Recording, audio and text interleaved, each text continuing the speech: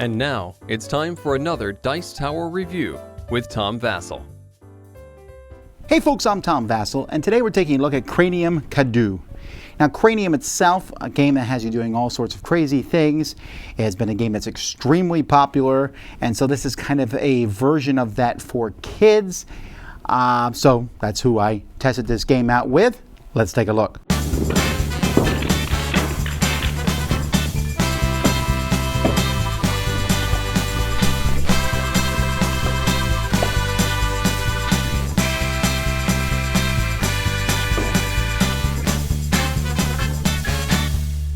Each player or team is going to get a bunch of these pieces of their color. And then it's one player is going to start. You just go around a table or team. On your turn, you roll the die, and it's either going to say solo or combo or I choose. You can pick one of the two.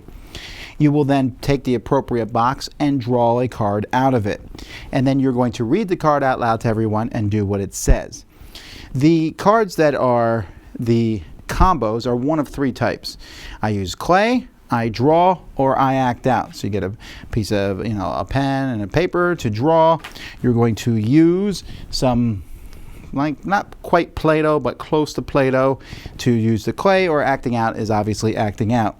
The game is going to come with these red glasses here, so you can look secretly at what the word is. In this case, you can see it's guitar. And then you do it. If someone calls it out, someone shouts it out, let's say I'm the green player and blue shouts it out, then I pick a spot to put on the board, and whoever shouted it out gets to put a piece on top of that. Your goal here is to get 4 in a row. If you get a solo card, you're going to get one of these 5 types. Here you read the question out loud and make a guess.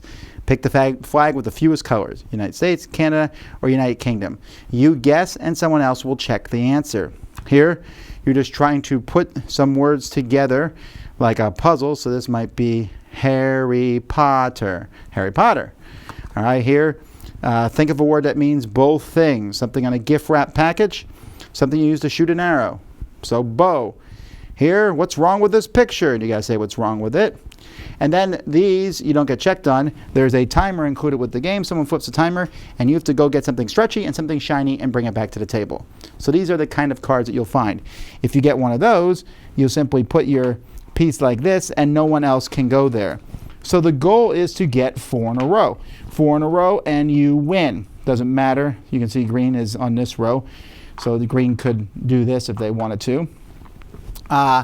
You can only win though on a solo card. You can't win if you have 3 in a row and you get a combo and you win the combo card, then someone else will pick where your piece goes. That's how you play. So the pieces for this game are pretty neat. You can see how they're stacked in this box here. The insert for the game is pretty well done. I like how these work. I mean, it almost feels like there's something else could be done with these pieces, the way they fit together like that. That's pretty cool. The cards themselves, I really am a big fan of boxes that say draw here and discard here. So that's kind of nice. And the die and everything works really well. I'm not going to complain about the pieces for this game at all. I mean, the board is a little boring and the artwork is a little silly and cartoonish, but overall the clay, of course, I'm going to keep it in the bag to make sure that it stays in the form that it is, but for the most part I'm pretty happy with what comes in the box. I was actually kind of surprised that my kids thought these were the coolest things ever. I mean, these have been around for a long time, and I'm like, meh. My kids are like, oh, let me look at that. So they enjoyed that. The stuff is okay. The problem is it's really easy. A lot of the questions are really easy, I found. So you got to play it with younger kids. That's fine, but the acting out and the doing stuff with clay and the pencil, drawing stuff, that all works well. The problem is this 4 in a row thing. It's just not that interesting. Obviously, when you get one, you put it in the center 4. Then the second one you get, you put next to those, and then you have a chance. But after a while, if nobody wins with 4 in a row, the rules are sometimes that might happen. Yeah, it happens.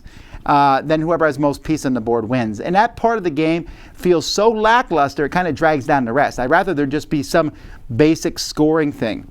I mean, the game itself is a little uninspired as it is. It's simply trivia questions, run and get something from the house, or model, draw, act. We've seen all that in games before. Cranium, of course, is the thing that says, hey, it's all in the same game. Woo! I mean, I get that. And it wasn't like the game was bad. I just found it to be meh. And that 4 in a row thing kind of sealed the deal for me. So there's great pieces in this game, and the questions are fun, and it's a game that you can give kids and they can play by themselves. They don't need you at all. Although I will say that weird rule of you need to win solo to win the 4 in a row, that's just an odd. To me, that's just a rule for rule's sake, and it's kind of like, oh, well, I want to win this turn. I got 3 in a row, but look, I rolled a combo, so I can't win this turn. So why should I even try? And I agree with that. It just seems like a weird rule to put in a game. But other than that, very simple and easy to play. It's just not one that me and my kids will probably play again. Dice Tower Judgment, it's all right.